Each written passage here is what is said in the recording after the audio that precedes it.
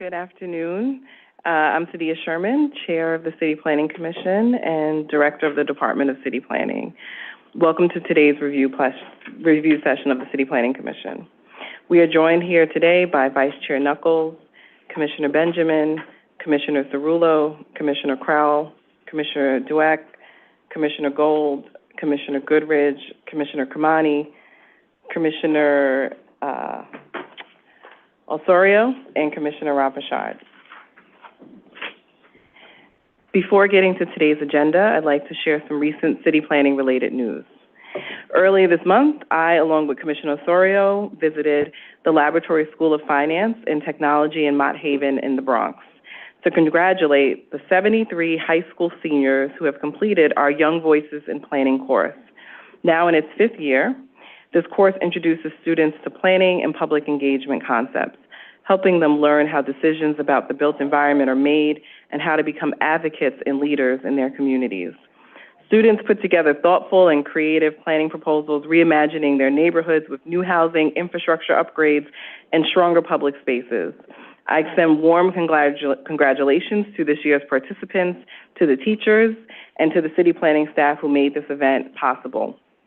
We're also really excited to build on that success through a new partnership with the Mayor's Office of Equity and Racial Justice and NYC Her Future. This new workshop series called Youth Voices in Planning, Design Her City is bringing together 30 students from high schools across the city to learn the fundamentals of city planning and community engagement. As the former commissioner for the Mayor's Office of Equity and Racial Justice, this partnership is especially meaningful to me. Efforts like this are an important way to help ensure that our next generation of planners and leaders reflect the diversity of our city. So now let's turn to our agenda. We'll start with a review of a mixed-use building proposed for 6965 108th Street in Forest Hill, Queens. The development would include nearly 60 homes, 15 of them income-restricted affordable, and ground floor retail. This site is close to McDonald Park, the Q23, Q60, and Q64 buses, the E, the F, M, and R trains at Forest Hills and 71st Avenue, and the Long Island Railroad. Staying in Queens, we will look at a new residential building at 13527 Sapphire Street in Lindenwood. This project would include around 270 new homes, nearly 70 of them permanently income-restricted affordable, as well as an on-site stormwater management and an elevated first floor and wet flood-proofed cellar. Tenants would live just a couple of blocks from the Gemini Fields and the B15 and BM5 bus stops. Next, we'll learn about the proposed bulk modifications associated with the transfer of development rights from the landmark James White Building to construct a mixed-use tower at 65 Franklin Street in Tribeca. With over 100 new homes and commercial space on the first and second floors, the new development would be near Collect Pond Park, Thomas Paine Park, the African Burial Ground, National Monument, and the Canal Street subway station. Finally, we'll discuss what we heard at our recent public hearing on Monitor Point. This significant proposal would bring three new mixed-use buildings with 1,150 homes to the Greenpoint shoreline at 40 Quay Street. 300 of these homes will be permanently income-restricted and affordable. Built to resiliency standards, the project also includes a permanent home for the Greenpoint Monitor Museum and a 44,000 square foot public waterfront, open space, and esplanade. The site is located near the Greenpoint Ferry Dock and the Greenpoint Avenue G train station. And before I turn it to you, Madam Secretary, I'll acknowledge we've been joined by Commissioner Mann as well. And so with that, I'll turn it to you. Commissioner Marin is on remote now. And Commissioner Marin, who's joining us remotely. Thank you. Thank you. Good afternoon, and welcome to the City Planning Commission review session for Monday, April 27th, 2026. The time is 1:07 and a quorum is present. The first item on our agenda is a certification of a zoning map and zoning text amendment in Queens Community District 6, and our presenter is Mia Albert.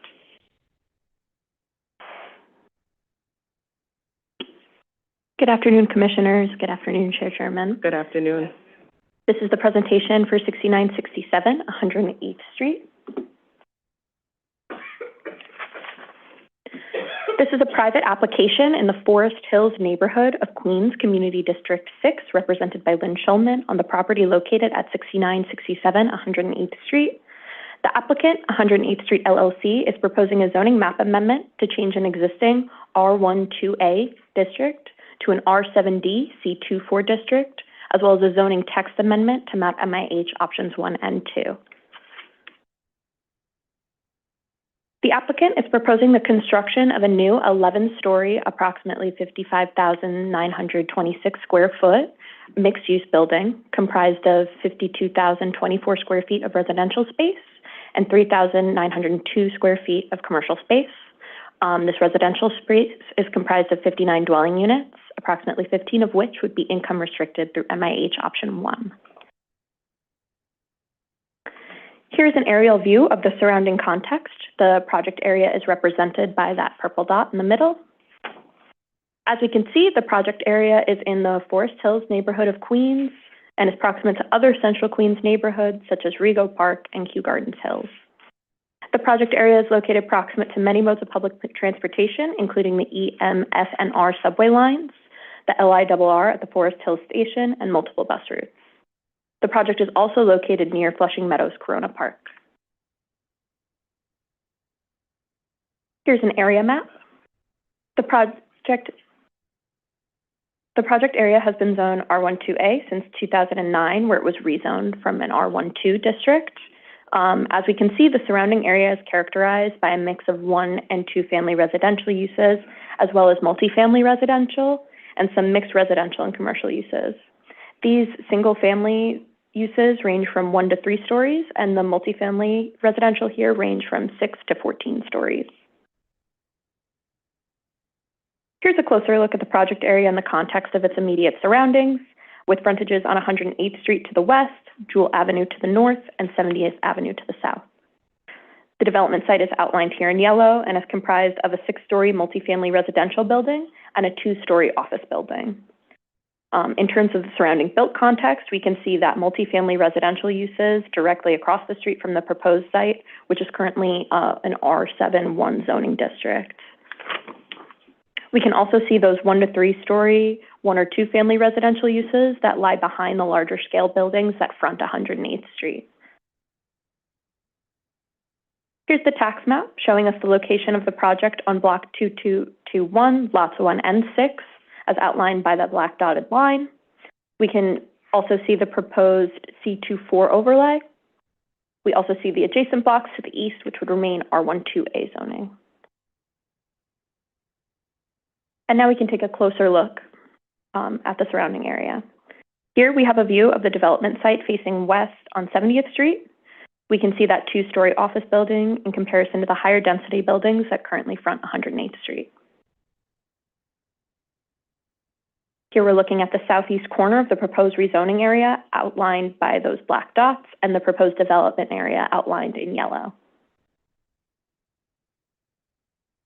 Here's a better view of the frontage of the proposed rezoning area along 70th Avenue. Here's a look from the southwest corner of the project site, facing north, looking up 108th Street. We can better see the larger buildings that exist up the corridor. Here we have a closer look of the 108th Street frontage of Lot 1. We can also see the end of the proposed development site boundary as we move up 108th Street towards the 6-story multifamily residential building, which is included in the rezoning area, but not in the proposed development area. Here's a view of 108th Street with our proposed rezoning area to the left as we face south. And now talking more about the proposed development. The applicant is proposing the construction of a new 11-story 55,926 square foot building. 52,000 square feet would be residential and 3,902 square feet would be commercial. And that residential square footage would be comprised of 59 dwelling units, 15 of which would be permanently income restricted through MIH. Here we can look at an illustrative site plan for the proposed development. The schematic shows us the proposed 11-story mixed-use building. There's an existing 6-foot wide curb cut along 108th Street and an approximately 20-foot 21-foot wide curb cut along 70th Avenue, and both of these would remain in the new development. Here's a more detailed look at the composition of the building. We have the first floor site plan to the left, which is composed primarily of commercial space, the residential lobby, mechanical space, as well as some designated open spaces. And then we can see to the right a potential floor layout. This is floors 2 through 6, composed of 1 and 2 bedroom units, as well as some private terraces. Now onto the proposed actions. The applicant is proposing a zoning map amendment in order to change the existing R12A district to an R7D C24 district to facilitate the proposed development. R7D districts generally produce buildings at a 6 to 7 story scale. A transition from an R12A to an R7D C24 allows an increase in residential floor area of up to 3.91 FAR and an increase in maximum building height from 35 feet to 105 feet. The applicant is also proposing a zoning text amendment in order to map MIH options 1 and 2 across the project area. The applicant is proposing utilizing option 1 in their proposed development, which would yield in 25% of the units being permanently income restricted, resulting in 15 MIH units. This application requires the preparation of a racial equity report because it would increase the residential floor area by at least 50,000 square feet. The AMI for Forest Hills currently sits at $101,664, which is higher than the borough average and citywide average. The applicant proposes to include 15 income restricted units across a range of 40 to 60% AMI, ranging from $1,130 to $2,190, at estimated average incomes ranging from $45,000 to $97,000. $45,000 for a one-person household to $97,000 for a four-person household. Of the 119,706 people who live in CD6, 31% identify as Asian non-Hispanic, 3% identify as Black non-Hispanic, 16% identify as Hispanic or Latino of any race, and 44% identify as white non-Hispanic. Between 2010 and 2020, CD6 saw a 27% increase in Asian non-Hispanic populations, a 24% increase in Black non-Hispanic populations, a 30% increase in Hispanic or Latino populations of any race, and a 15% decrease in white non-Hispanic populations.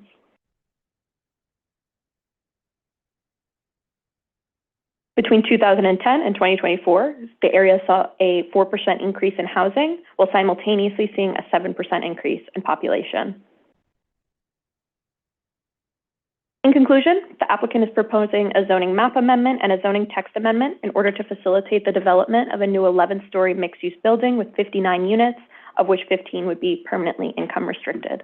Thank you, and I'm happy to take any questions. Thank you. Are there questions, Commissioner? Commissioner Mann? I have one quick question. Mm-hmm. The R12A seems like a sort of wildly inappropriate zoning district for this area. But as you said, mapped in 2009. Did I get that right? Sorry. Yes. Do we know what the rationale was for the R12A? Previously there were some ambulatory diagnostic uses on the site. So rezoning from the R12 to R12A allowed those uses to be used in the office building. Got it. But even though the building next door is clearly overbuilt for an R12A? Right. They're older buildings, so they're... Right. Yeah, there's no attempt to map a kind of zoning district on 108th Street that reflected the built context. I think we're seeing a trend of more interest like that, but Hi, Lucia Capuccio, Central Queens team lead. The R12A was mapped here in 2009 as part of like a larger contextual downzoning in this. Like we saw a lot of that during that era. And they did obviously extend it to 108th Street. And I think, as Mia was saying, 108th Street has the existing built context of, 6 to 7, story apartment buildings and multifamily residential all along that corridor. So we're seeing a lot of like new interest in this corridor, and also kind of envisioning a new and probably more appropriate land use along this corridor, due to that like mapping of R12A, which frankly, with a wide street, you know, near perhaps some of the most robust public transit in the borough. So yeah, does that answer your questions? Yeah, so it was just a part of this like larger, 2009 was a very different, you know, context in our city. Right.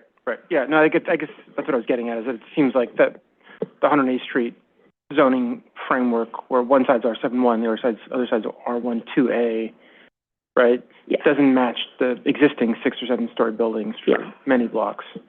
Right. Okay, so you guys are thinking about that and considering. Yeah, that's the applicant's rationale, and obviously, you know, as this goes through ULIRP, you know, the department's happy to give our, you know, thoughts on it. We'd like to hear from the public first, but yeah, that's the, you know, the stated rationale, you know, from the applicant is definitely across the street having R71, a very active residential and community facility and commercial corridor.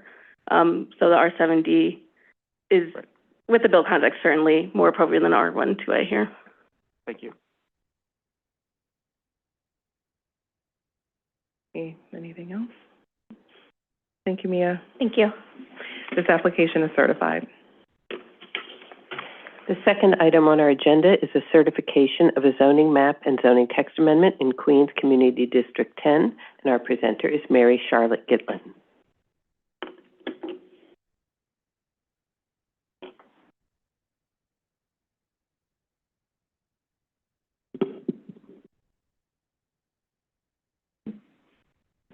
Just going to wait a sec till the presentation comes up. All right. So good afternoon, Commissioners. This is a private rezoning application for 13527 Sapphire Street. This was filed by 135 Sapphire LLC, and it is located in Lindenwood in Community District 10. The applicant is proposing a zoning map amendment from an R4 district to an R6A district, and a zoning text amendment to Appendix F to map MIH options 1 and 2. These actions will facilitate the development of a new 6-story residential building with a total floor area of approximately 186,000 square feet, containing 268 dwelling units, approximately 67 of which will be income restricted pursuant to MIH. This project is within Lindenwood on the edge of East New York, right on the border of Brooklyn and Queens. The site is beyond the greater transit zone, with the closest subway stop approximately 1 mile away on the A line. It is served by the B15 and BM5 buses on the same block as the project site, in addition to the B13, B14, and B20 buses 4 to 5 blocks west of the project area along Linden Boulevard. The project is also 5 blocks east of the NYCHA Pink Houses, and the Linden Center Mall is directly across Linden Boulevard. The site lies within the shaded X zone on the preliminary flood insurance rate maps. It is also projected to lie within the 1% annual chance floodplain starting in the 2020s. The site is also within HPD's Jewel Streets neighborhood plan study area. The study focuses on 4 sub-areas as outlined on this slide: Linden Boulevard, Conduit Avenue, Jewel Streets, and a city-owned site. The main goals of the study are to reduce flooding and improve overall quality of life in the Jewel Streets, increase connectivity and street safety, and encourage redevelopment of vacant land along Linden Boulevard and on a 17-acre city-owned site. HPD released their neighborhood plan summarizing the goals and strategies in October of last year. The project area, outlined in the dotted black line, is located entirely within an R4 district. This was mapped in 1961 and has not been modified since. The surrounding area is characterized by a mix of residential and community facility uses. The area immediately surrounding the project area is primarily mapped R4, and on the Queens side is mostly composed of 2-family detached and semi-detached residential buildings, while on the Brooklyn side there are more multi-family buildings ranging from 3 to 6 stories, in addition to the 12-story Linden Terrace development. This site is 2 blocks east of that Linden Terrace development, which is 100% income restricted and was rezoned in 2017. The project is also located on the same block as 7808 Linden Boulevard, which was adopted in February of this year. This will facilitate a 12-story mixed-use development with approximately 267 dwelling units, 64 to 80 of which will be income restricted pursuant to MIH. The project area includes lots 15, 24, 28, 29, 32, 34, 37, 38, 40, 42, and 45. The development site is coterminous with the project area, except for the portion of Lot 24 that is within the bed of the mapped street, 149th Avenue. The proposed development site has approximately 265 feet of frontage along both Sapphire Street and 79th Street, in addition to approximately 210 feet of frontage along 149th Avenue. The site has a combined total lot area of approximately 55,000 square feet, and currently it is largely vacant or used for open storage of materials and vehicles, although there is one 2-story residential building on Lot 38. Here's a view of the development site facing south along Sapphire Street. Photos are shown from 2 different times of the year to illustrate the low-lying nature of the street and frequent flooding. The one residential building on the site is visible in the photo on the right. Here's a view of the development site facing east along 149th Avenue. The grade change is evident in this photo from at a 10-foot elevation where 149th Avenue and 79th Street intersect to approximately a 4-foot elevation at the intersection of Sapphire Street and 149th Avenue. This is a view of the development site facing south along 79th Street. This is the only street along the development site that is built to grade. The applicant is proposing to build a 6-story plus cellar residential building totaling approximately 186,000 square feet. The development will contain approximately 268 dwelling units, 67 of which would be income restricted under MIH Option 1. The applicant is also proposing 118 parking spaces, which will be accessible by curb cuts along Sapphire Street and 79th Street. Though the applicant is not required to adhere to Appendix G of the building code, they plan to include several measures to address the persistent flooding and grade changes along the site. DEP's Unified Stormwater Rule does require on-site stormwater management, and the applicant is considering a blue roof design to comply with this requirement.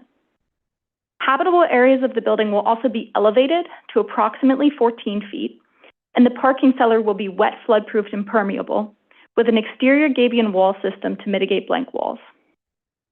To accommodate any future street raising, the applicant has designed the cellar floor as a soft story, around which Sapphire Street and 149th Avenue could be raised without affecting the building occupants.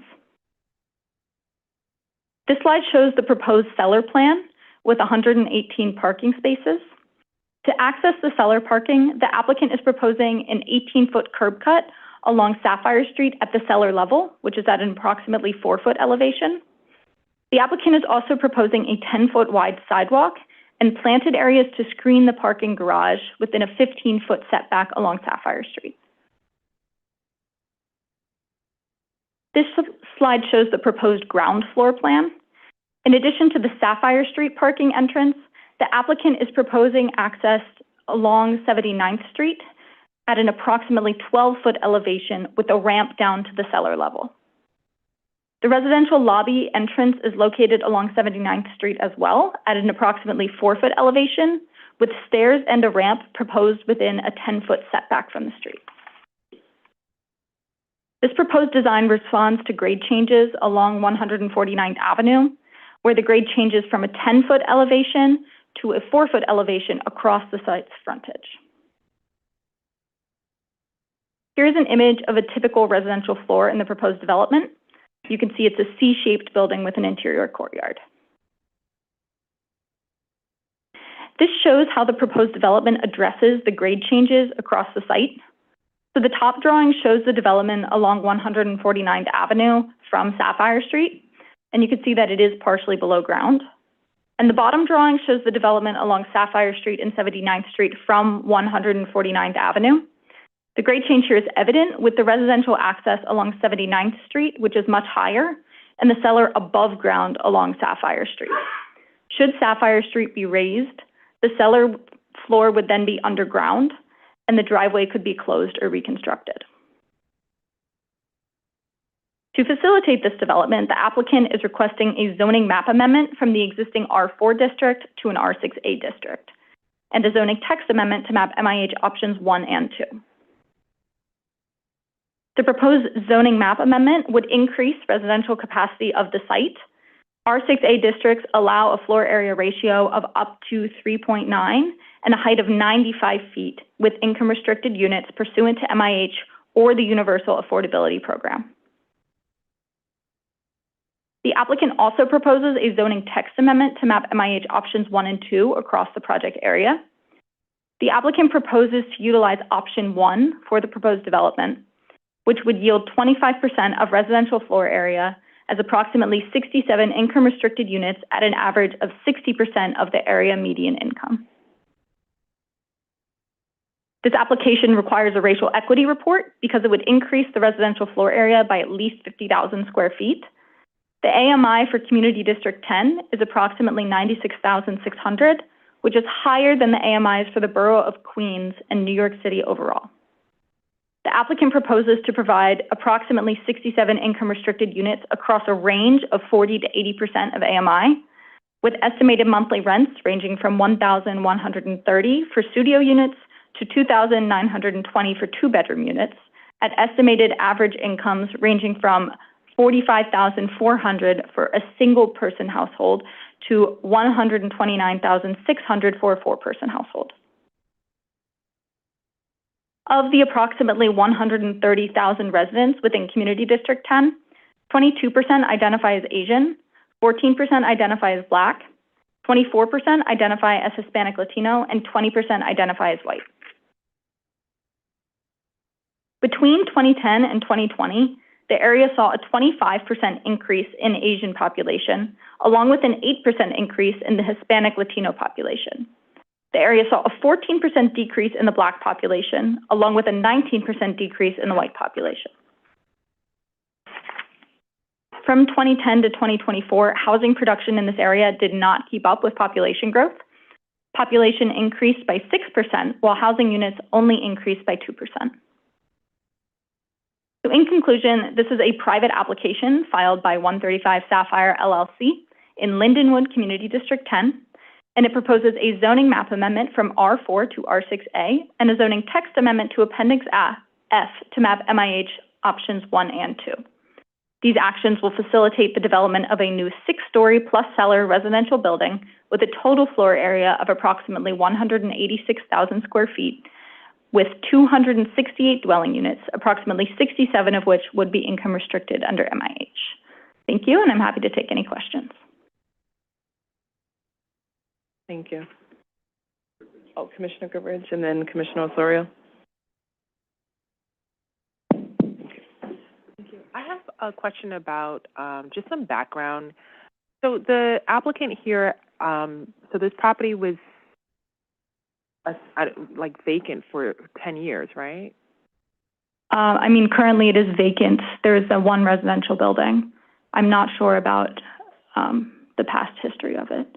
Okay, because from what I gathered, because that was my question, I think that it was sitting there for 10 years. So I guess part of my question on that was, you know, I think as a city planning commissioner, we don't want to my personal perspective, we don't want to incentivize developers sitting on property for like a decade and then, you know, coming to ask, saying, oh, the land value is bigger, and so now we want to have like this motion before the city planning commission. So I guess my overall question was whether we should have a higher affordability, higher affordability units. Because it's been sitting there for 10 years and should get a piece of the pie too. So that's my only, so I wanted to know the background. So I guess my question has turned more into a statement since I guess. Okay, I can look more into that background as well and get you that information if it would be helpful. Thank you.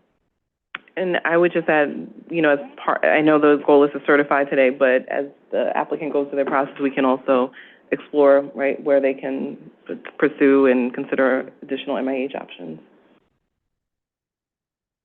Oh, Commissioner Osorio. Thank you, Chair. Thanks so much for the presentation, and thanks so much for the acknowledgement both in the presentation and in the materials regarding the vulnerability to flooding. Also, your points about DEP's ongoing efforts to build the infrastructure here are appreciated. To that end, two things. One is, you're right, technically speaking, although I need to double check, but I think that there is one corner of the law that is actually within the current 100-year floodplain. So saying that they're not necessarily required to comply with Appendix G is somewhat sort of like arguable. The majority of the lot is not, but there is a portion of it that, is. Now, to the credit of the applicant, it's I appreciate that there's a commitment to comply with Appendix G, and that there's a plan to, in fact, manage stormwater inside. And so, I just wanted to ask for a little bit of clarification in terms of where is DFE here, and exactly if we can get a section to understand exactly how the I don't know if it's in the section that you showed earlier, but if we can just clarify where DFE is here, I would appreciate that, number one. Yeah. Trying to see if it's on this slide here. I'll double check. I have a number in my head, but I want to double check and make sure I get you the right answer. Unless, Teal got it. Thank you. Hi, my name's Teal Dellis, Eastern Queens team lead. The DFE here is 12 feet. The base plane's at 10 feet, so you can add 2 freeboard. And then the applicant's showing 14 feet, which is pretty typical, just to have enough clearance for the cellar and then begin the residential uses. Thank you. I appreciate that. The second set of questions, I mean, this is again from where for when this comes back to us, but I would love to understand in a little more detail what is the permeability ground floor sort of like idea here. What's the plan more or less, including specifically the proposed exterior gabion wall system and the plantings that are proposed, just to understand exactly how much water is the proposal, expected to absorb or reabsorb. And then the other question that I had here, which is, are there any proposed renewables on site, or can you say a little bit more about whether there's any other sustainability measures proposed here? The spirit of the question is that, this is an area that has been lacking infrastructure, period. Two, this could be an opportunity to build it. I'm still not sure what are the public benefits of this in terms of increasing residential density to that level. You would argue it's the affordable part of this, what makes it, interesting.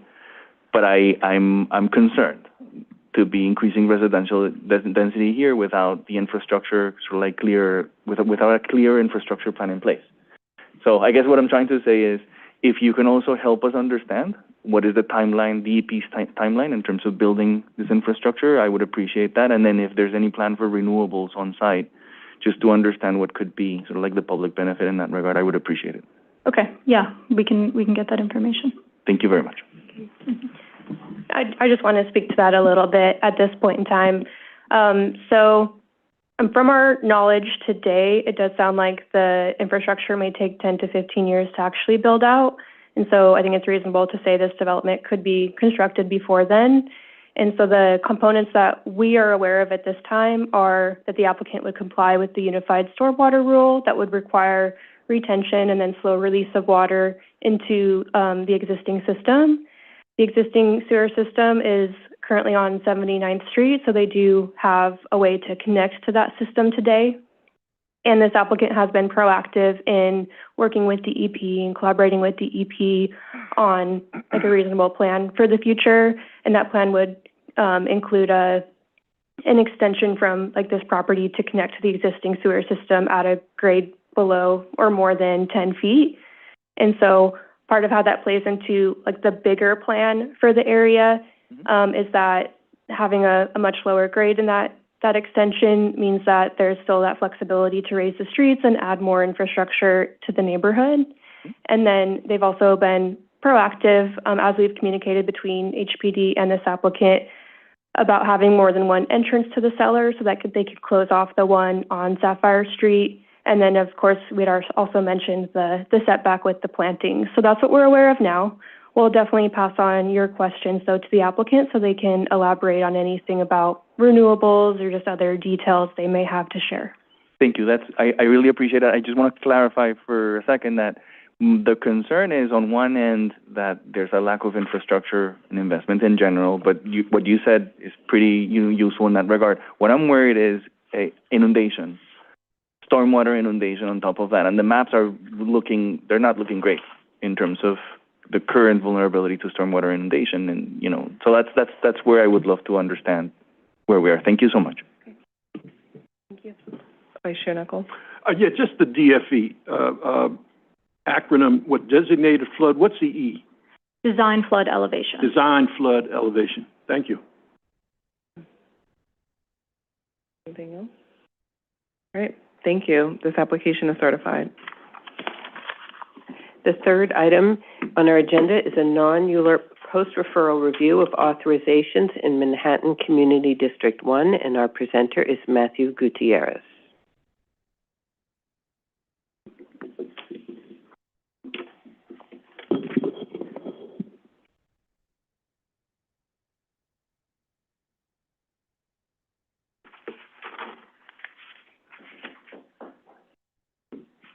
Okay, great. Good afternoon, Commissioners and Chair Sherman.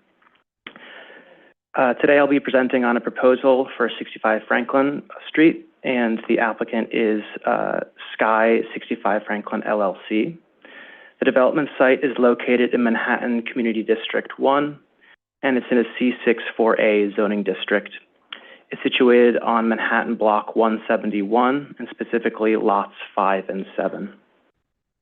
In order to construct a new mixed-use building, the applicant is seeking an authorization for bulk modifications associated with the transfer of development rights pursuant to ZR 7524.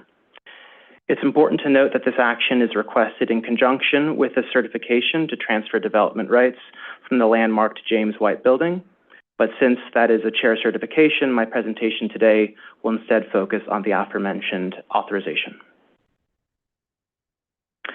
Here's an area map that shows the development site outlined here in red and the TDR granting site, which is outlined in blue. They are on opposite sides of Broadway. As I mentioned, the development site is located in the C6-4A district, which allows for a maximum FAR of 10 for commercial, community facility, and residential uses, but that can be increased to a maximum of 12 through the provision of qualifying affordable and senior housing. There are also C6-4 districts to the south and east, and a C6-2A district to the north and west.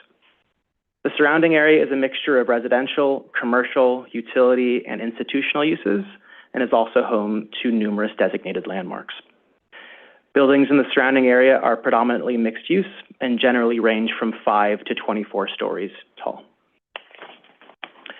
The surrounding area is very transit rich and is served by many subway and bus lines, as well as a city bike station, which is located just 1 block from the development site. Here's a view of the project area facing southeast. The development site, shaded here in yellow, is bounded by Broadway to the west, Franklin Street to the north, and Benson Place to the east. Broadway is a wide street, and both Franklin Street and Benson Place are narrow streets. Benson Place is a dead-end street that is accessed via Leonard Street. The development site occupies approximately 21,000 square feet and is comprised of 3 lots. Lots 5 and 7, which today I'll be referring to as 65 Franklin site, are currently vacant. This image here shows that there is a building on lot 5, but that has since been demolished. So images that I'll show you in a moment show that the entirety of 65 Franklin site is now vacant. Lot 7501, which I'll refer to as the condo site, is also part of the development site and is improved with an existing 6-story building that contains ground floor retail and 19 residential units. And this, being part of the development site, can provide roughly 13,000 square feet of floor area, unused floor area, to the proposed development. The James White Building is located to the west of the development site, across Broadway, and it's shown here at the bottom of the image in a dotted line. And as I mentioned, it's a designated landmark. Standing at 8 stories tall, this underbuilt structure has approximately 27,000 square feet of unused development rights that are available to transfer. So this tax map illustrates how all 3 parcels are part of the development site, but this next image underscores that only the top 2 parcels are where the proposed development would be located and that the condo site would remain unchanged. The photograph on the left is a view from Broadway facing east toward the vacant 65 Franklin site, and you can see the blank wall of the condo site in the background. The second photograph is a view from Franklin Street facing west, and on the right-hand side of the image, you can see the James White building, which is across Broadway. And these images show a little bit more clearly the James White building and its relation to the development site.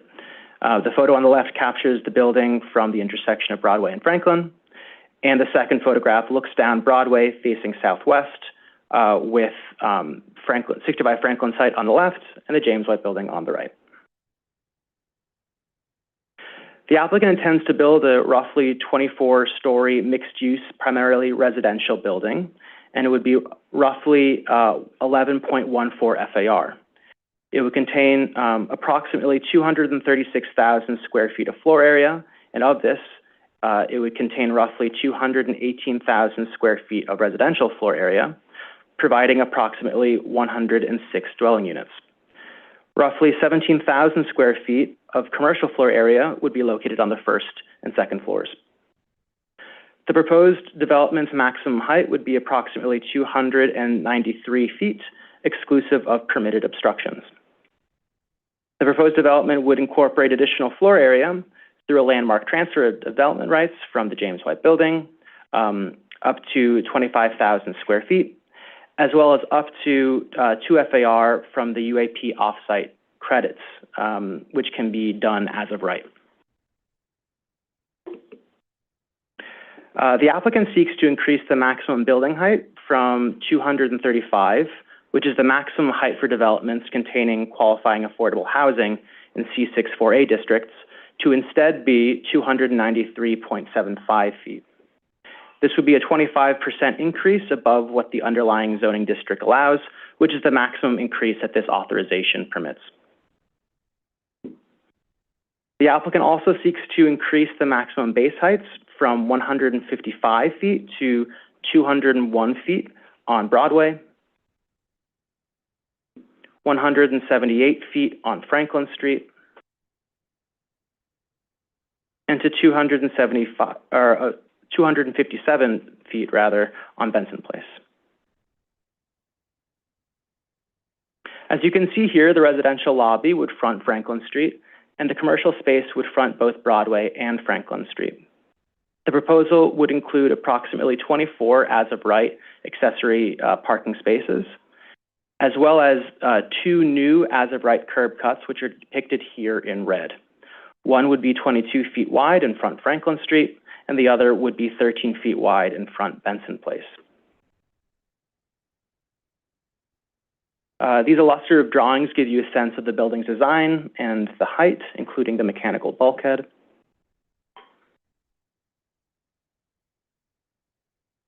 And these images give you a sense of the neighborhood character and the proposed development size in relation to the nearby buildings. The image on the top of the screen shows a view facing south, and the image below faces east. To facilitate the proposed development, the applicant is requesting an authorization pursuant to ZR 7524 for bulk modifications other than floor area ratio that are made in conjunction with the transfer of development rights from landmarks. Per ZR section 7524, the Commission shall find that the proposed modifications will not unduly obstruct access to light and air to adjoining properties or streets, that the proposed scale and placement of the development or enlargement relates harmoniously with the surrounding area, and lastly, that the requested modification is the least amount necessary to reasonably accommodate such transferred development rights.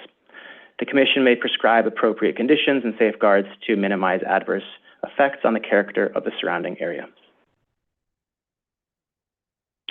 Following a March 24th vote in which 21 members were in favor, 2 opposed, 4 abstained, and 2 recused, Manhattan Community Board 1 submitted a resolution recommending that the City Planning Commission approve the application with conditions. After CB1 submitted this resolution, the applicant provided a letter addressed to Chair Sherman and the Commission, in which it responds to each of the board's conditions. And this letter was included in the briefing package that was shared with you. I'll go through these conditions now. To begin, the applicant, or the community board asked the applicant refine the requested bulk modifications so that they represent the minimum necessary and are appropriately scaled to the surrounding context. They also asked that the applicant improve ground floor design and programming to enhance retail presence and street level activation on Franklin Street. They asked that the applicant reconsider the scale of the Broadway facade's windows to ensure compatibility with Broadway's architectural character. They also asked that the applicant follow through on the commitments it made in a March 18th letter to the community board, specifically that it would reduce the height of certain street walls, contribute $50,000 to the Friends of Barnett Newman Triangle, and to install and maintain lighting along the Benson Place frontage. And before I go further, I'll just note that the applicant has agreed to all 3 of those requests, and the proposed maximum base heights that I detailed in my presentation reflect those reductions. Going on, CB1 also asked that the applicant reevaluate the necessity and extent of the accessory parking and minimizes parking to the greatest extent possible given the transit-rich nature of this site. And they also asked for additional clarity on building operations, including loading, servicing, and sanitation. This brings us to the last 3 conditions. So the board has asked the applicant to clarify its inclusionary housing strategy and the absence of on-site affordable housing, and explores opportunities to provide on-site affordability or an equivalent community benefit. I'll point out here that in its letter to the commission, the applicant explained that the development site is in a UAP off-site option area, in which floor area may be increased through off-site affordable housing, and it indicated in this letter that this off-site affordable housing would be located at 19 Dutch Street, which is within Community District 1. And wrapping up here, the board asked that the applicant incorporate its commitments to these height reductions for street walls, which they have, and lastly, that they conduct an environmental review, and if there are any significant adverse effects that are identified, that it returns to CB1 for further review. So that concludes my presentation. I'm happy to answer any of your questions. Thank you, Chair. I didn't get the opportunity to read the applicant's most recent submission. Sure. So could you elaborate on the off-site affordable option that apparently they're proposing? How many units and what's the proximity to the Franklin Avenue location? Yeah, so yeah, I can speak to that. So they are using the UAP offsite option, which is kind of operating like the former R10 offsite option, which was also as of right. And so this is available in areas that were formerly designated as inclusionary housing areas, so R10s and their equivalents. So in order to purchase those credits, they would need to provide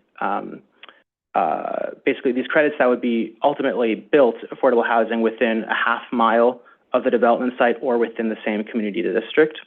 I don't know, I mean, this is 19 Dutch Street is within CB1 or CD1 rather. I don't know the exact distance, but it does qualify given that it's in the same district.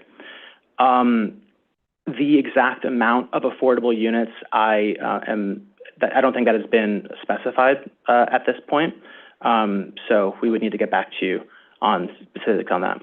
Well, do you recall whether that provision, what does it say with regard to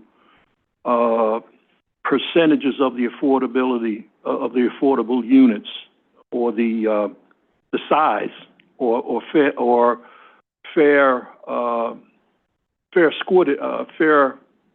square footage of the affordability units vis-a-vis the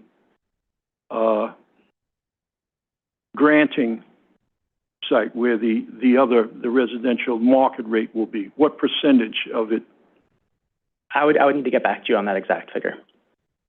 you know? Yep. Always, yeah, I was gonna say, it should be 20%. Yeah. Yes. The old R10 inclusionary was 20% at 80% AMI. So is that 20% of the units or 20% of the square footage? 20% of the square footage. All right. Sorry, I may have misinterpreted. Yeah, you can receive a 20%, a 2FAR bonus from purchasing these certificates. Okay, well, if you could get back to me on the approximate number of units, I'd appreciate that. Sure. Yeah. Thank you. That's good. Did you have a question, Chair Benjamin, or? Oh, sorry. And then, did you have a question? Oh, okay. My question was the same as the vice chair's, which was just... Sorry. My question was the same as the vice chair's, which is I'd like to know the square footage and how many units and the unit distribution on Dutch Street and what the approximate building time would be. Yep. I don't know if the building at Dutch Street exists currently. I don't know anything about it, so if they could fill us in on exactly what is being proposed on Dutch Street and how it's going to happen and the relative timeframes of, because my recollection was in the old R10 inclusionary, the inclusionary housing had to be built at the same time as the main development. So I want to make sure that that part, if I'm correct, that part is happening too. I can certainly look into that for you. Okay, thank you. And Commissioner, just to answer your question, the building at 19 Dutch Street has been constructed, so it's just a short walk from here in the financial district. And it's already occupied, or it's just constructed and?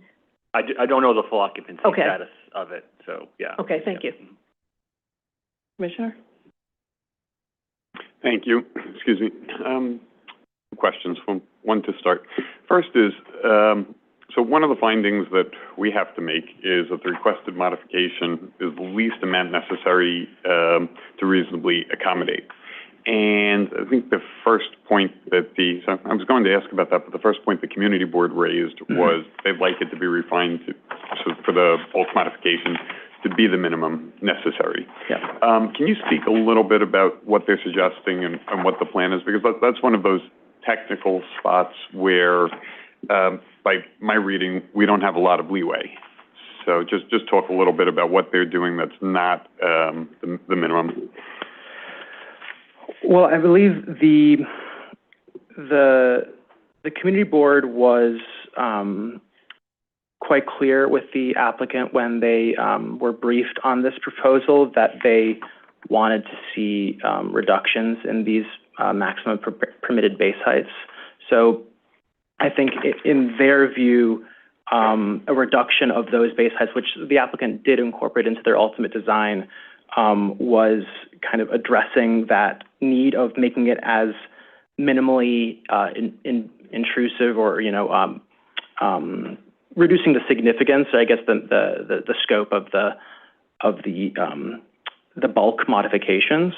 And so my understanding is that that was the primary thing that the board was concerned about, and that the applicant did ultimately address to,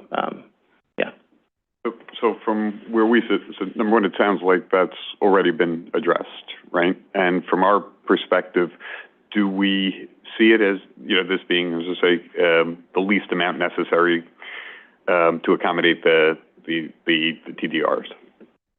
I mean, the community board has indicated that is their assessment.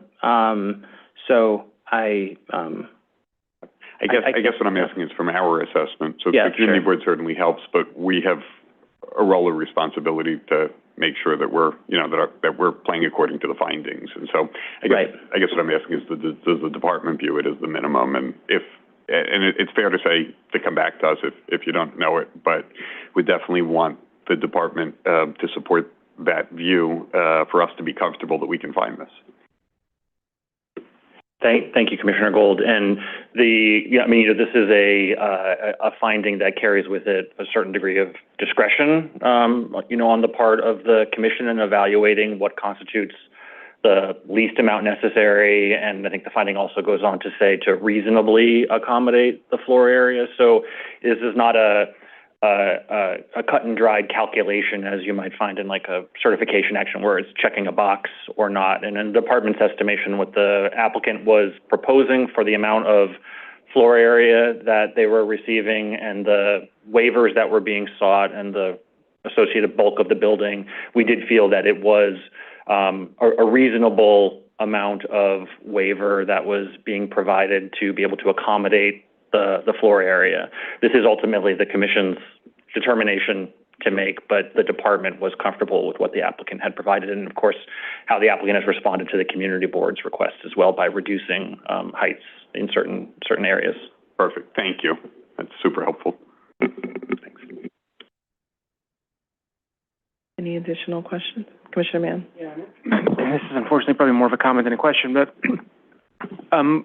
these were applications that ordinarily would have gone to the council, were not for City of Yes, right, where the landmark transfer became an authorization instead of a special permit. So now it's the commission's decision to grant the landmark transfer, right? And the thing that I struggled with these authorizations, and we had another one just a few blocks away, was just when we're increasing the floor area of the development site, but not applying MIH, and using the universal affordability bonus to do it, especially in these very, very high income areas of the city. I think both of those projects were in Tribeca-ish, depending on exactly where you put the boundary Tribeca. It's not only relevant to this one, but just really understanding why MIH in the case of is not being applied in the case of increasing the residential floor area, in this case by about 25,000 square feet, right, as a transfer. So you can feel free to take a crack at it, or, we can pick it up when this, when we come back to this question. But I struggle with that, because we are increasing the residential floor area. This is a very high income part of the city. MIH provides a tool for providing on-site affordable housing. And so I'm just wondering why not apply it in these authorization contexts as well. I do understand your concern with that. My understanding is that it's the department's policy that when there are very significant increases to residential floor area, so 40% or above 40% rather, that would be more of a situation where I think MIH would be, taken under consideration. And we can certainly, I can bring this back and we can talk about it, because it seems as though this is an ongoing conversation. It's coming up in multiple applications. So yeah, and I think that what we're doing is we're unlocking the bulk envelope for them to actually build the close to 12 FAR, right? The 235 to 290, 95 or so. Say again? The maximum height of the. Yeah, exactly. It's 293.75. Right. So we're unlocking the floor area by allowing for bulk waivers. So even if there's not an upzoning that's happening from a C64A to a C66, there's still the unlocking of the floor area through the bulk waivers plus the landmark transfer. That's, I think, the point that I'm trying to understand better is why not think about MIH applicability in that context, especially in these parts of the city. So would appreciate some more thinking and response on that. Thank you, Commissioner Mann. And, as Matt noted, we do know that this is a question that has come up repeatedly. But as Matt indicated, the consistent position has been for MIH to apply when there really is this substantial increase in the residential capacity on the site. In this particular application, the increase in floor area, even coming from the additional floor area being provided, is not sufficient to meet the threshold of a substantial increase in capacity. But again, as has been established in City of Yes, this is a UAP eligible project, and so there is affordable housing, which is being facilitated as a result of this project, which we think is, is a very good thing. That is voluntary in this particular area, so we are very happy that this applicant is making use of that program to provide affordable housing. But your comment is certainly noted for trying to find opportunities wherever we can for increased affordable housing. Yeah, and I guess I just would note that maybe, longstanding department policy, but these provisions are all new. Like this provision for an authorization for these actions is, I don't know, this is the first one, I believe. So it seems like it's worth a thought. And I think just the distinction I'm making is between the zoning floor area that we are unlocking versus the actual floor area we're unlocking by allowing the bulk waivers, right? At the end of the day, it allows for them to build more housing here. So it's a bit of a distinction, I think, in search of a difference in terms of whether it's the zoning floor area maximum or whether the bulk envelope allows them to access more floor area. Understood, and we're happy to bring that back. Okay, thank you. Yeah. Are there additional questions? Okay. I'll just add to that. I appreciate the point that you raised. It's certainly something that we can take a look at and bring back. Thank you. Thanks. So we will be scheduling this for a vote at a future public meeting. The fourth item on our agenda is a pre-hearing review of zoning map and zoning text amendments and special permits in Brooklyn Community District 3, and our presenter is David Weissglass. Good afternoon, Commissioners. Good afternoon. Wait one moment for the presentation, and we'll be good. There we go. Good afternoon. The project before you is an application for a zoning map amendment, a zoning text amendment, and 2 special permits at 2950 West 24th Street. The project was certified on January 21st of this year, and the public hearing will be on Wednesday, the 29th. The applicant is Ocean Towers Partners, LLC, and this project is located in Coney Island, Brooklyn Community District 13. The council member is Kayla Santos-Suoso. The proposal is an 18-story building with approximately 315,600 square feet of residential space for 408 income-restricted units per the HPD Extremely Low and Low Affordability Program, or ELA, as well as 10,900 square feet of community facility space and 7,800 square feet of commercial space. There is an existing 19-story building on the site, which you can see the massing of on the right side of the image here. That existing building has 360 income-restricted units that will not be altered as a part of this application. That building will remain as is. So the proposed building will be the second building on the site. You can see the data for the new total development site after construction at the bottom of the screen, which includes data from both buildings, the existing and the proposed. This project, as it is an LSGD, or large-scale general development, also includes improvements to open spaces as well as alterations to the existing parking lot on the site. Here you can see, as a reminder, the actions being requested. The first is a zoning map amendment to rezone the project area to a mix of R73 and R73C24 districts. The rezoning also includes a cleanup, essentially reducing the depth of an existing C12 overlay from 150 feet to 100 feet, matching what is today considered a more appropriate depth for a commercial overlay, particularly at this location. Next, a zoning text amendment to map MIH options 1 and 2 over the project area is being proposed. And finally, 2 separate special permits are requested. The first, a special permit per ZR 74743 to establish a large-scale general development, or LSGD, which would allow the applicant to waive regulations on height and setback, distribution of bulk, and minimum distances between walls and windows. In addition, a permit per ZR section 7452 is required to reduce the required parking for the 2 buildings from 167 spaces to 143 spaces. So 4 total actions: a zoning map amendment, a zoning text amendment, and 2 special permits. On January 28th, 2026, Community Board 13 held a public hearing on the application, and on March 25th issued an unfavorable recommendation with 1 in favor of the application as it stands, 29 against, and 5 abstentions. So this slide actually, as of basically late Friday, is inaccurate. So I'll let you know on March 11, 2026, the Brooklyn Borough President held a public hearing on the application. We have just received the recommendation. The Borough President has issued a conditional favorable recommendation with the one condition being that the applicant maintain the special permit for parking as part of the application to reduce the number of parking spaces from 167 to 143. There were a few questions at review session regarding resiliency in the area, given its precarious location in Coney Island. We can allow the applicant to speak to specific resiliency improvements, both in the existing building and those proposed, but we could show a bit about flooding and infrastructure concerns in this area here.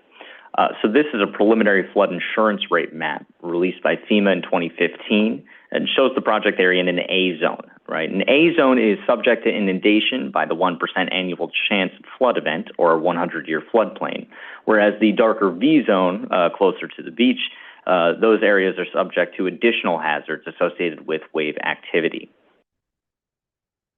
This here is a map of base flood elevations based on the same data as the previous map. And this map shows that during the 1% annual chance storm, wave activity on the site may reach as high as about 5.9 feet.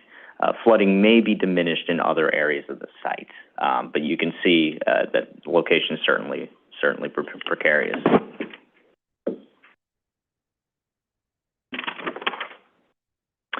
This is a map here of high tide under sea level rise projections for 2080. So you can see that there are small sections of the project area outlined in red that may be inundated during high tide, but only if sea level rise reaches 58 inches under the 90th percentile scenario. And I'll fast forward. This is the same map of high tide under sea level rise projections for 2100 instead of 2080. Here you can see that some more of the area may see flooding during high tide if sea level rise reaches 75 inches, and that again would be under the 90th percentile scenario. So this again is a summary of the presentation and the project being proposed, and I'd be happy to answer any questions that you may have. Thank you. Sure, Commissioner Osorio. Thank you, Chair. Thanks so much for the information. I appreciate this. I mean, I have a couple of questions that I'll raise at the hearing. Appreciate also the acknowledgement of the condition set by the Borough President. Have you had any responses from the applicant yet on that? We've gotten, in terms of their resiliency improvements in the area. Yeah, specifically, they're well aware that that is a question that we ask, and they've assured me that they plan to present a bit on that on Wednesday. Okay, perfect. I will ask about this, but I also have a question for you, for the department specifically. So, as you noted, this is an opportunity. It's going to be surrounded by flooding. Okay, there's no question about this.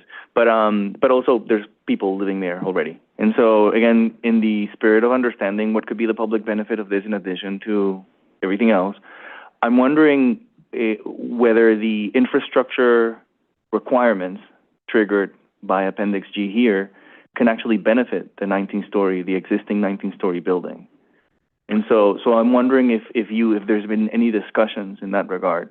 Have you considered, as part of the public benefit of this, perhaps the reinforcement of the infrastructure? But has it been discussed? Has there been an explicit conversation to address mitigation strategies that can actually benefit the existing building? None that I have personally been a part of necessarily. I mean, it does still, our actions are kind of limited to the actions presented before us. However, we've let the applicant know that was, a concern that you raised at review session, for good reason. And so I haven't been a part of those specific conversations or aware of improvements that they planned that will also help the existing building in addition to the new one. But that is what the applicant has assured me, that there have been improvements in the past, likely mostly as a result of Hurricane Sandy, and that they plan to upgrade in the future. And I'm not aware of the specifics of that. Thank you. I'll follow up on that, but you just remind me of another important point that I wanted to ask, which is, do we have what Sandy surge levels were here? I wasn't able to find them personally. I know we have someone on the line here from the Brooklyn office who has a little bit more expertise in Brooklyn. I'm not sure if Bonsery is on the line. We're able to be. We also don't have to do it now, but if you can Right. follow up with that, that would be great in prep for Wednesday. Thank you. Yeah, I know you raised that in review session. That was something I was looking for. The most accurate information was kind of the maps that I showed. Thank you. I appreciate what that. was available to us.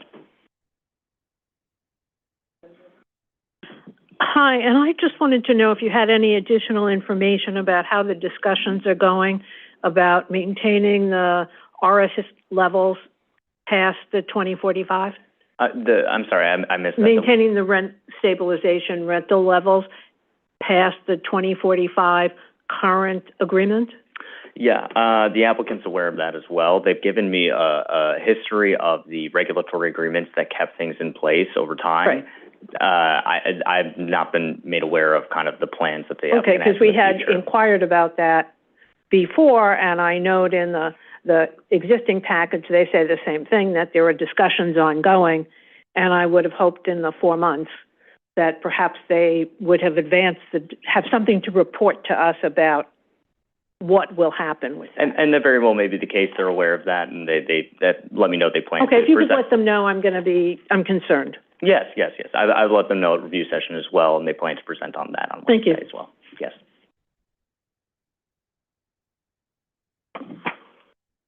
Thank you. So we will revisit this item at public hearing on Wednesday's session. Thank you. The fifth item on our agenda is a pre-hearing review of zoning map and zoning text amendments in Community District 8, and our presenter is Kari Bailey. Madam Chair, I'm recused. Oh. Thank you.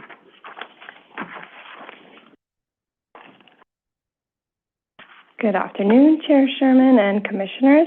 My name is Kari Bailey, and I'm here to present 164th Street rezoning, which was certified on January 5th and is now back for pre-hearing. This is a private application by 8866 Myrtle Avenue, LLC, in the Hillcrest neighborhood of Queens Community District 8 for a property located at 7541 164th Street. This zoning map application would facilitate the development of a new 6-story building totaling approximately 91,000 square feet with an FAR of 3.9. The building would include approximately 74,000 square feet of residential, including 80 dwelling units, 24 which would be income restricted, and approximately 18,000 square feet of community facility space on the ground floor. An update from when I last presented this is that I previously said that the existing daycare had vacated, which at one point was true, but they now are currently back actively using this site in the meantime, and that was confirmed by a site visit and at the community board meeting. Another update from the last presentation is that the applicant is now providing 16 more parking spaces than the 34 that's required, which is a new total of 50 spaces. And this is per a community board request. So the applicant is proposing a zoning map amendment to change an R3-2 district to an R6A district with a C2-4 commercial overlay, and a zoning text amendment to map mandatory inclusionary housing area, or MIH. And on March 11, 2026, Queens Community Board 8 held a public hearing and voted for an unfavorable recommendation on this application, with 27 opposed to this application and 0 in favor and 0 abstaining. So the board submitted, with their vote recommendation, they also submitted meeting notes, and they mentioned some of the reasons for their unfavorable vote, including density height unseen in this area, not enough parking, and a lack of proactive outreach to civic groups and immediate neighbors affected. The Queens Borough President acknowledged some of those concerns, and on March 26, 2026, the Queens Borough President Office, their Land Use Director, held a public hearing on this application. Questions at this hearing that were raised included senior housing, which the applicant said that they couldn't provide without additional subsidy from the city, Also was discussed was non-mandated sustainability aspects of this project, which the applicant said they were looking into, installing either a green roof or solar panels, along with installing rain gardens with any of the required street plantings.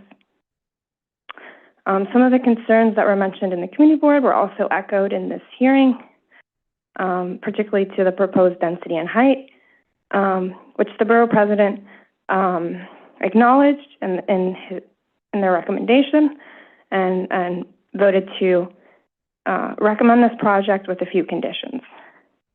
And some of the things the borough president said that they understand the concerns about the height and density and neighborhood character with new development, but thought that this project was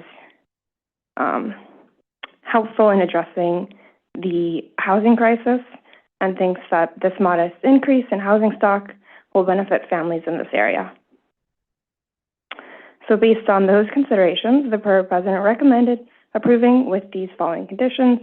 One, that there should be a minimum of 30% goal to include WBE firms, hiring of local residents, and working with locally based organizations and community groups for outreach and job fairs when hiring. He also requested some reporting of those numbers, and the last recommendation was that the applicant team should incorporate pervious pavement, bioswales, rain gardens, and other design features into the proposed development, and plan to go above the requirements with regard to sustainability. So thank you. This is the end of the presentation, and I'm happy to answer any questions. Thank you. Commissioner Benjamin? Just one quick note that I have to make, which is in these cases where the 60% MIH proposed rental level, it's only $50 difference than the market rate. It seems as if we are not doing what we can to provide apartments at the level that people who are only making 60% of AMI can really afford if it's $50. I mean, granted, that's for a studio. But I think we do need to look at, in different neighborhoods, what this effect really is if the price differential is so little. Particularly since so often the proposed developer is proposing between 30 and 40% studios. Yeah, thank you for that comment. I'm sure the applicant can speak more to that on the hearing, but they did provide the unit mix. Okay. And 5 of those they're proposing 5 to be studios, 46 one-bedrooms, and 29 two-bedrooms. Could you repeat that again? 5 studios, 46 one-bedrooms, and 29 two-bedrooms.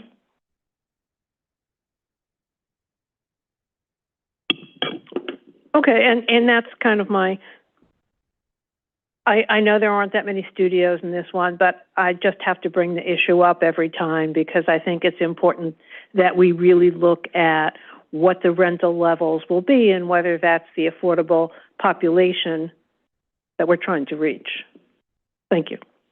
Thank you.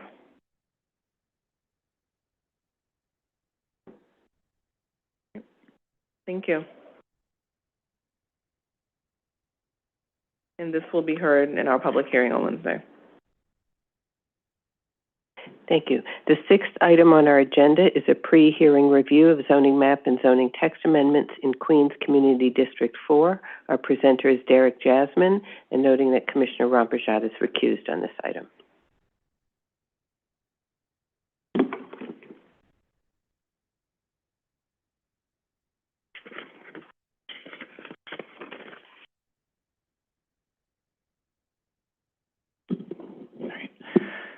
Good afternoon, Commission. Good afternoon. This is 5020 108th Street rezoning, which was certified on January 21st and now back for pre-hearing. This is a private application by Federici Builders Corp. In the Corona neighborhood of Queens Community District 4 to facilitate the development of 2 new mixed-use buildings with 216,400 total square feet, containing 196 dwelling units, of which 49 would be income restricted in accordance with MIH Option 1, 15,300 square feet of ground floor commercial retail, 16,600 square feet of community facility space, and 68 total accessory parking spaces. The applicant seeks a zoning map amendment from existing R6B and R6B C23 zoning districts to R7A and R7A C24 zoning districts, as well as a zoning text amendment to MIH with options 1 and 2. So as a quick follow-up to the Commission's question regarding capital improvements to the William F. Moore Memorial Park located across the street from the proposed development, Park's total capital budget is $4.25 million and entails full repaving of the central plaza as well as the concrete perimeter, addition of new trees, new drinking fountains, new gaming tables and seating, new receptacle bins, new lighting, and fence and gate replacements. This is currently more than 50%. The construction is currently more than 50% complete and expected to be finished in May or June of this year.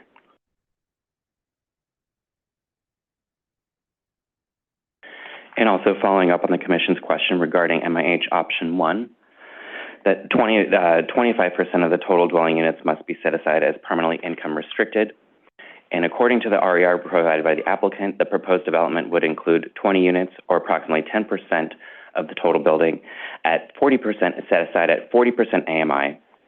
9 units or approximately 5% of the building would be set aside at 60% AMI, and another 20 units or approximately 10% of the development at 80% AMI, and the projected rents for these units would range from $1,090 a month for a studio up to $3,230 a month for a 3-bedroom. So this application was certified by the Commission on January 21st, 2026. Queens Community Board 4 held a public hearing on February 26th, 2026, and on March 10th, the board voted 19 in favor, 6 against, and 1 abstaining, a recommendation of disapproval. 7 against and 1 abstaining, a recommendation of disapproval. The board also attached a statement to the recommendation expressing concerns around displacement risk within a highest risk geography, local affordability levels, additional density without infrastructural capacity, questionable demographic analysis, potential demolition of existing housing, and desire for a full EIS. On March 12, 2026, the Queensborough President held a hearing on this application, and on March 23rd, issued a recommendation of approval with the following conditions: that there should be a minimum 30% goal to include minority and women-owned firms, hiring of local residents and working with locally based organizations and community groups for outreach and job fairs when hiring and contracting for this project. There should be a quarterly reporting of these hiring initiatives to the borough president and council member until the hiring goal is reached. The applicant should confer with the local community board, council member, and borough president to place a community-based organization or partner in the proposed community facility space. The applicant should communicate with New York Parks to jointly fund any outstanding capital and/or expense projects for the adjacent William F. Moore Park, as well as the Corona Health Sanctuary Playground. The applicant should assess the studio to family size ratio and make changes to include more family-sized units. And the applicant team should incorporate pervious pavement, bioswales, and rain gardens into their proposed development designs and should plan to go above legal requirements with regard to sustainability. And this concludes my presentation. Thank you. Commissioner Benjamin, Commissioner Osorio. Yeah, again, I have questions about both the racial equity report and how we apply what it contains. First, because in the racial equity report, if you want to, it certainly describes a situation where there was a significant amount or there was a high displacement risk. And when you go to the racial equity report about the situation on the ground, the people who are being displaced, by and large, or where the populations have gone down, are Black and white non-Latino populations. So, as I said, I would like to know how this project will either further our goals in avoiding displacement or not. And in doing that, when you talk about goal 3, which is that, you say that because there is within the program, HPD's marketing program suggests that there was a community preference, but that's not a real answer because the community preference is only 20%. So there aren't many current residents who are going to be helped avoid displacement. So I'm not sure how we say that solution totally addresses the problem. Additionally, as I said in the last one, in the analysis that's provided to us, if you look there, the 80% income necessary, if the income is 80%, then the studios would rent for about $22.70. But if it's a market rate studio, it would rent for $19.70 is the current projection, which seems a little problematic. It would seem that if I was making the decision, I'm not sure anybody would apply for an 80% studio when they could just go for a market rate where there were a lot more apartments and get a lower rent. I understand that the market rate would not be subject to rent guidelines or things of that nature, but I think we really need to look at what these rents are. We've had a lot of experience now with MIH, and I think we need to be evaluating how the program is really working on the ground for populations, particularly in areas that we know are suffering from displacement. Hi, Commissioner Benjamin. Thanks for your question. Lynn Zhang, Director of Queen's Office. That chart is misleading because it's not quite comparing, oranges to oranges. The non-income restricted are median rents, so it captures sort of like what's on the ground now, which includes older apartments, includes what people are paying now, but the asking rents are certainly higher than what the median rents are. So I just did a quick sort of look over the weekend in Corona what the available units are on Street AZ, and it's, a studio, market rate studio is about 80% AMI. It's a little higher. So that number doesn't actually say like what the asking rents are. They're median rents. And so the MIH units that is being provided as part of this project, they're going to be new units, and certainly the market asking rent for those units would be much higher. Then shouldn't we change that number then? Is that number really giving us any real information about that we can evaluate about what the situation will be when that maybe we should use the analysis you used this weekend and put that number, because as I said, I get concerned when I see that number. And I did look at the comparables that were provided in the racial equity report, and they were all over the map. Mm-hmm. I'm not sure that your analysis that just because an apartment is new, it would rent for more. In some of these buildings where the studios are larger, and in the new buildings where, let's face facts, the studios are generally not generous, I'm not sure where that cuts. Yeah. But my point really is, if that is not a number I should rely on, then please help me out by providing me with a number and rental that I can rely on. Yeah, I believe it's a snapshot in time to show sort of what's on the ground now. But your point is definitely well taken.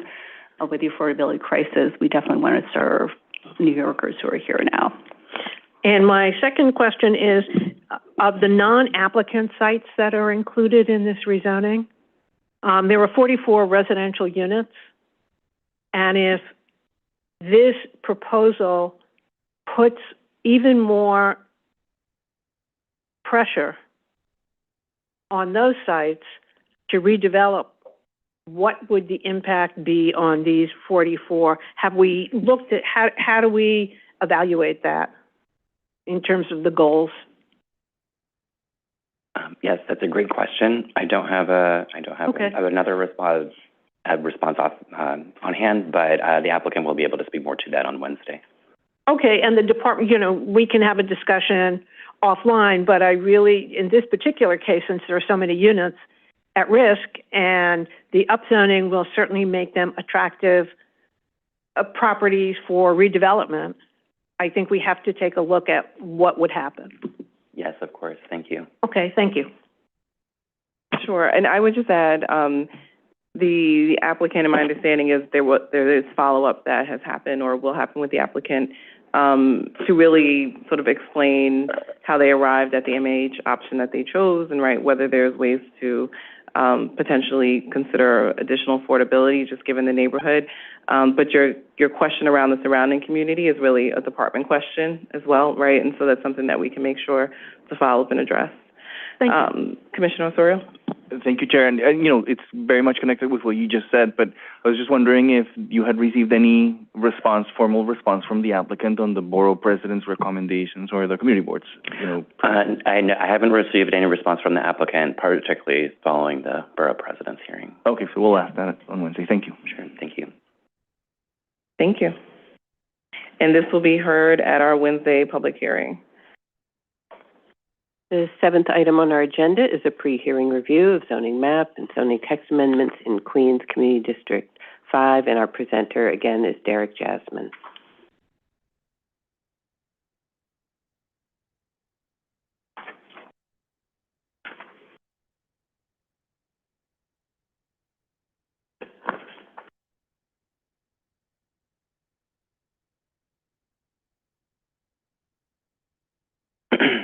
All right, hello again.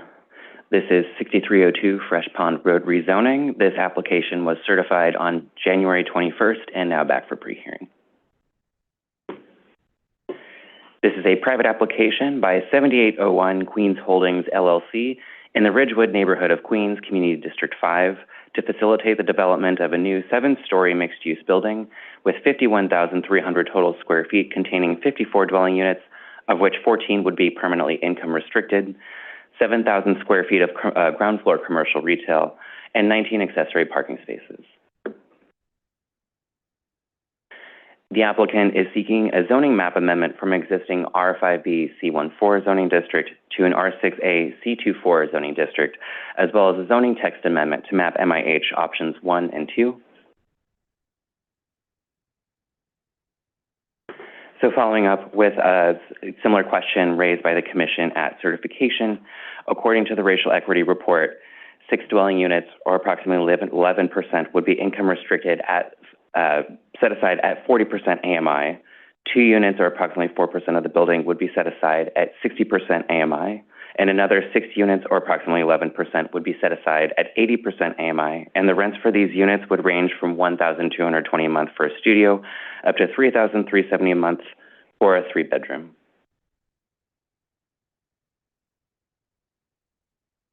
So the application was certified on January 21st, and on February 11th, 2026, Queens Community Board 5 held a public hearing, and on March 11th, 2026, voted 34 in favor, 0 against, and 0 abstaining, a recommendation of approval, and with conditions which include establishing an R6B district extending from Bleecker Street to the existing mid-block zoning boundary between Bleecker Street and Metropolitan Avenue, and the applicant incorporate additional landscaping and streetscape improvements along the project frontage to enhance the pedestrian environment along Fresh Pond Road, and the applicant maintain the promised provision of 19 accessory parking spaces throughout the development, construction, and implementation process, recognizing the continued reliance on personal vehicles among neighborhood residents. And the board strongly urges the property owners to actively maintain and occupy the commercial space within the development, avoiding prolonged vacancy and preserving the vitality of the Fresh Pond Road commercial corridor. And the board expresses its preference for MIH option 1, which would maximize the number of income-restricted housing units created through the development as the application proceeds through City Council review process. On March 26, 2026, the Queensborough president held a hearing on this application, and on April 8th provided a recommendation of approval with the following conditions. There should be a minimum 30% goal to include minority and women-owned firms, hiring of local residents, and working with locally based organizations and community groups for outreach and job fairs when hiring and contracting for this project. There should be quarterly reporting of these hiring initiatives to the borough president and council member until the goal is reached, and that the applicant should accept and follow through on all Community Board 5 conditions regarding the proposed development. And this concludes my presentation. Thank you. Any questions? Thank you. Great, thank you. And this will also be heard at our public hearing on Wednesday.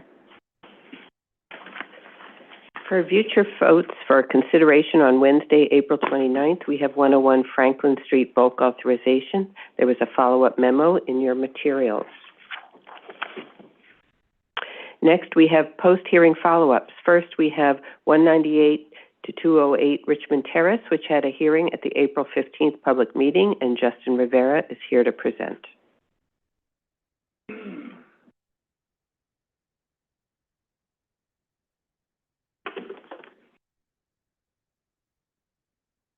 Hello, good afternoon, Chair Sherman and Commissioners. Today, I will be presenting once again 198-208 Richmond Terrace, which was last seen at public hearing on April 15th, 2026.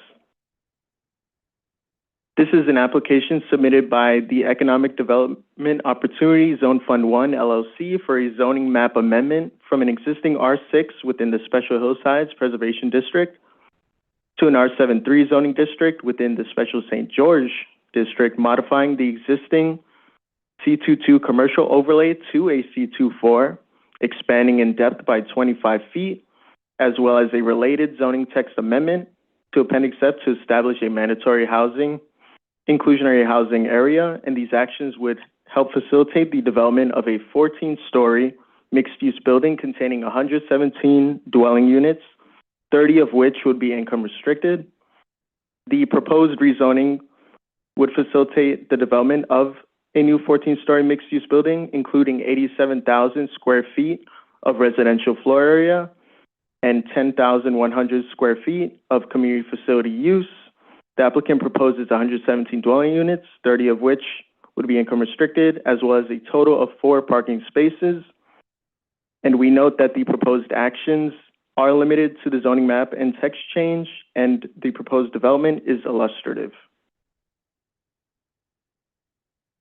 Staten Island's Community Board 1 had provided a conditional unfavorable recommendation with 27 in favor to deny approval of the overall design due to insufficient parking provisions, and they had advised that coordination occur with NYC EDC to explore the possibility of utilizing parking spaces originally allocated to the Wheel project.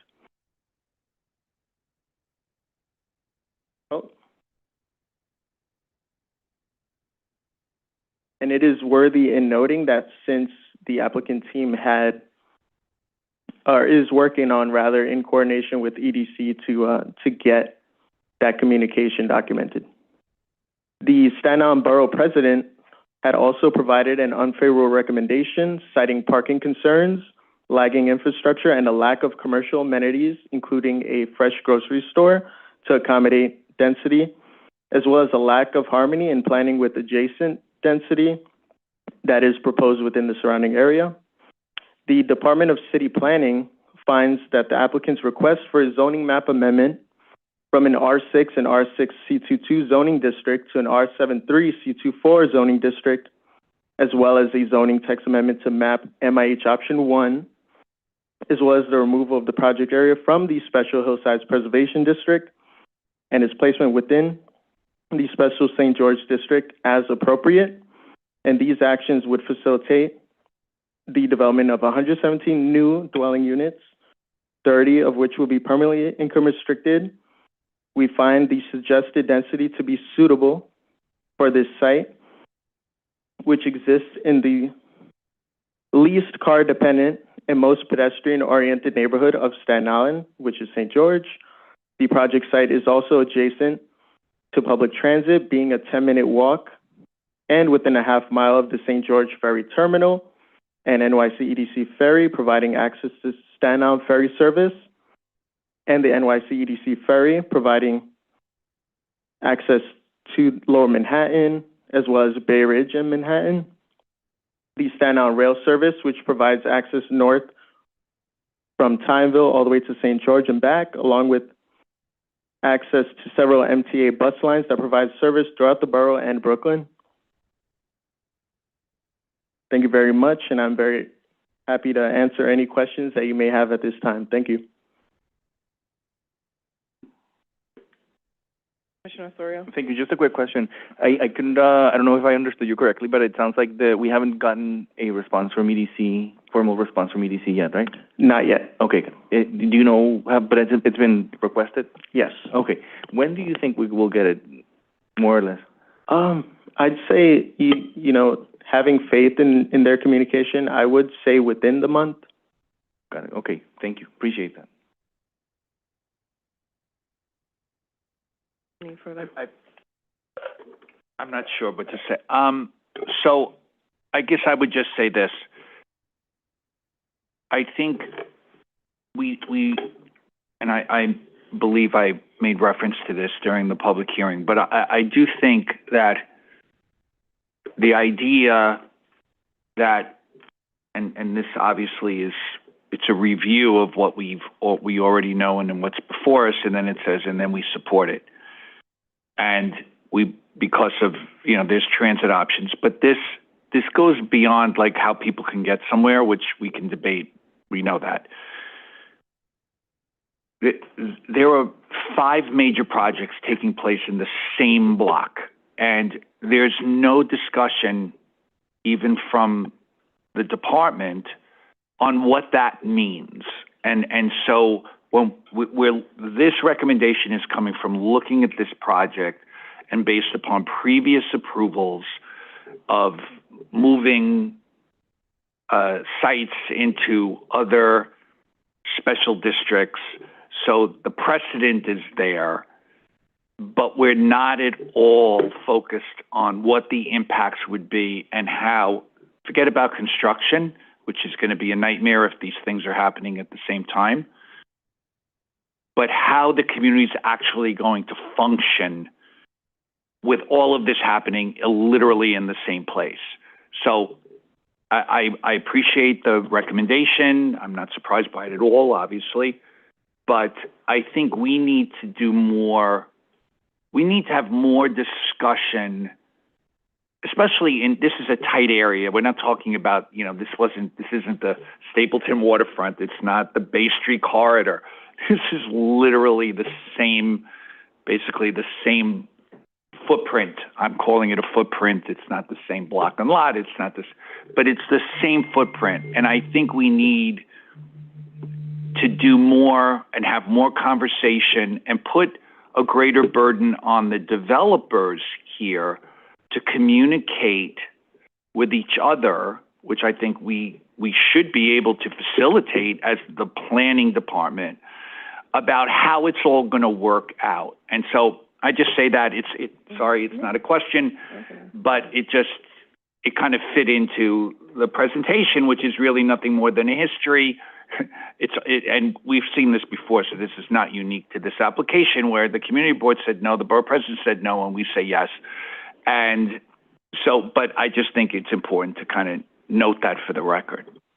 Thank you, Amy Obenaga, team lead. I would also say that, good afternoon, commissioners, that in one of the projects, for instance, we do know that they did conduct an environmental analysis in regards of school seats and availability of certain infrastructure. But we can relay going further about the possibility of communication. But just for the record, we do know that at least one of the projects we can confidently say. I appreciate that. And I guess just one other thought.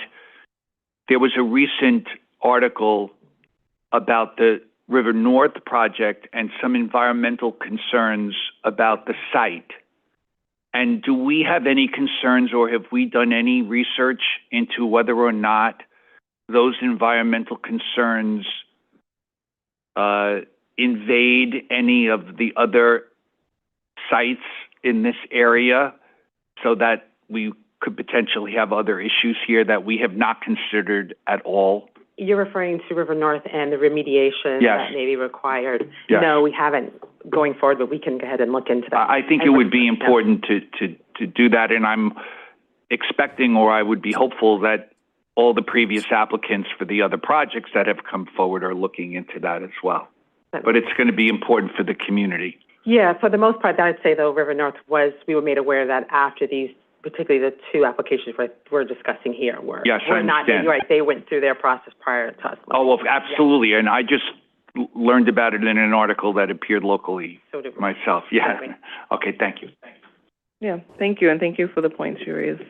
Thank you. Awesome, thank you. Do we have any additional questions? Okay, awesome. Take care. Have a great day. Thank you. Next, we have the DeWitt Clinton Park North projects, which had a hearing at the April 1st public meeting, and Chelsea Evans is here to present. Good afternoon, Commissioners. Good afternoon.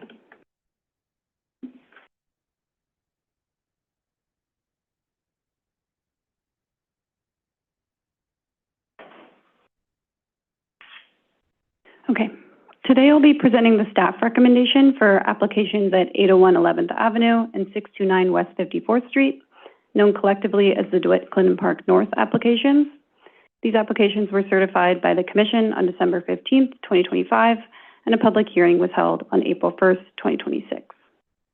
Both applicants, 801 11th Avenue LLC and 760 12th LLC, are seeking a special permit pursuant to ZR Section 8921, zoning map amendments, and zoning text amendments. Taken together, the requested actions would permit high-density residential and commercial development on the development sites at 801 11th Avenue and 629 West 54th Street and facilitate substantial improvements to Hudson River Park. The development at 801 11th Avenue would include up to 541 new dwelling units, with as many as 162 permanently income-restricted units, and would rise to a height of 525 feet. The building proposed at 629 West 54th Street would be 590 feet tall and create up to 710 dwelling units, of which and as many as 210 would be income-restricted units pursuant to MIH. The Department of City Planning recommends approval of the requested actions and believes the proposed developments meet the findings of the requested special permit and that the requested zoning map and zoning text amendments are compatible with surrounding land uses. The department notes that the proposed developments are aligned with the city's goals for affordable housing production. Together, the two developments will generate more than 1,000 dwelling units and as many as 372 income-restricted units in an area near transit, jobs, parks, and schools that does not currently permit housing. We also want to highlight that these two sites have been included in Manhattan Community Board 4's Affordable Housing Plan since 2015. Additionally, the department notes that the height of the buildings is appropriate given the densities in the surrounding area, the location of the proposed developments on wide streets, and their proximity to transit and the waterfront. Certain proposed bulk modifications, such as the street wall waiver for the proposed project at 801 11th Avenue at the corner of 11th Avenue and West 55th Street, will enhance the pedestrian experience by optimizing place and movement at a key intersection where many residents will be added to the neighborhood. A similar urban design strategy was recently implemented just one block north, demonstrating a proven and successful precedent for enhancing the public realm in this immediate context. The department recognizes that the proposed developments include options to maintain existing ground floor auto dealerships to create mixed-use developments, and we believe this reflects a thoughtful and creative approach to an area in transition. The department also recognizes that the two applications will provide significant financial contributions to Hudson River Park as a requirement of the special permit. The funds generated from the sale of development rights will allow for significant improvements to Pier 76 in Hudson River Park, currently an asphalt lot, which will result in a more usable and enjoyable open space for the public. In summary, the department believes that the proposed density of uses and heights are appropriate on the development sites and is supportive of high-density residential development in this location. That concludes my presentation, and I'm happy to take any questions. Look like there are any questions. Thank you. Great, thank you. Chelsea is available for questions on 101 Franklin if you had any.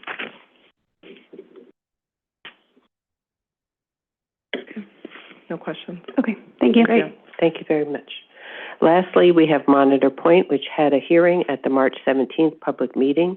Testimonies and comments are included within your materials, and Lucia Marquez Reagan is here to present. Hello, Chair Sherman and Commissioners. This is a post-hearing presentation for Monitor Point, certified by the Commission on December 15th, 2025. A public hearing was held March 18th, 2026. This is a private application by Go Key LLC and the Metropolitan Transit Authority, as well as the Greenpoint Monitor Museum on a related action. The project is located in the Greenpoint neighborhood of Community District 1, Brooklyn. The proposed development consists of 3 new buildings totaling 940,000 square feet and would contain 1,150 units, including 300 income restricted under MIH Option 1, commercial space, community facility space, including a permanent home for the Monitor Museum, and waterfront public access areas. To facilitate the proposal, the applicant is seeking a zoning map amendment to rezone the project area, zoning text amendments, a large-scale general development special permit to waive loading requirements, a city map change within a separate application. In addition, the applicant is seeking a chair certification pursuant to 62-811 to demonstrate compliance with waterfront regulations. On March 11th, the Brooklyn Borough President held a public hearing, and on March 18th, the department received the Borough President's recommendation. Related to the actions of this project, the Borough President requested increasing floor area available to be used for affordable housing and maintaining a 40-foot waterfront public access area adjacent to the proposed museum building. Other recommendations include identifying investments to park, transit, schools, income-restricted housing, improve resiliency of the buildings, for the applicants to coordinate with other agencies to provide improvements to vehicular, pedestrian, and bike infrastructure. The department included this recommendation in a previous briefing package. The department would also like to further answer a question raised prior regarding the removal of the park designation from the city map and zoning map. The area to be demapped was originally mapped in 2005 as a part of the Greenpoint Williamsburg rezoning. This property was the northernmost parcel of Bushwick Inlet Park, providing connectivity from waterfront public access areas in Williamsburg to those in Greenpoint. However, there was significant community support for the establishment of the Monitor Museum on the property. The Monitor Museum organization owned the property and did not wish to sell it to the city. In response, in a 2015 letter, the Parks Department stated publicly that they would not acquire the site. This was affirmed in follow-up letters in 2021 and 2026. The expectation was that the museum, if developed, would include waterfront public access areas that would provide the critical connection along the water. That is what's proposed in the proposed development today. Therefore, the applicant is proposing to demap the park designation from this lot to clear title to the land and facilitate the proposed development, and is not subject to park alienation as the site was never acquired as park. In the March 18th public hearing, an applicant representative from the Monitor Museum noted the community board's recommendation to maintain a 40-foot wide waterfront open space and the applicant's willingness to modify their proposal in response to this request. The applicant is working on addressing this comment as they consider the design of the museum. The department also heard questions by the Commission related to income-restricted unit breakdown, open space ratio in the neighborhood, and others that were discussed in a memo submitted to the Commission in March. Thank you, and I'm happy to take any questions. Thank you. Commissioner Osorio, Commissioner Raprasad. Sorry. Commissioner Osorio. Thank you, Chair. Thanks so much for this, and thanks so much for the materials that we've received. The memo that we got a month or so ago was very useful, very detailed, so I appreciate the facilitation with the applicant team. One thing that you said that I think it's important to clarify a little bit is that the board president offered a conditional support, favorable with conditions, and as you listed, there's a series of them. Of course, just to be fair, the comments were received after the hearing, so there wasn't kind of like direct response from the applicant in terms of those recommendations. So I'm wondering if you have received a written response from the applicant team in terms of the different recommendations that were made. I'm specifically very interested in their response on the opportunities to maximize affordable housing, as well as on the recommendations to improve the urban design and to build resiliency on the site. So is there anything else that you've received that, because, you know, as you pointed out, we got the recommendations from the borough president in the previous package, but we haven't seen any responses to that. Thank you for the question, Commissioner. I will just note that they submitted an additional memo to the Commission on March 25th. That being said, some of the questions I think you're asking in terms of maximizing, or some of the borough president recommendations were addressed in part in that memo. But I'm happy to, if there are additional questions, have the applicant respond to them as well. I think I haven't seen a full response to the 3 points that I mentioned earlier. In addition to the maximizing affordability specific recommendations, I also have additional questions that I've laid out on the resiliency aspect. So, for example, so just to respond to your response, if you can share or follow up on whether there's been any additional, responses to that, I would appreciate that. But in addition to the recommendations by the borough president, I'm also waiting to hear a little bit more about the wind impacts, which is one thing that I asked. In the findings of the EIS, I noted that those findings, first of all, I'm concerned that they're not taking into account hurricane conditions. They're not required to, and they clarified that in one of their memos. They're just evaluating the impact of the towers under normal conditions. But again, my fear here is, how is the proposed urban design going to exacerbate those wind impacts?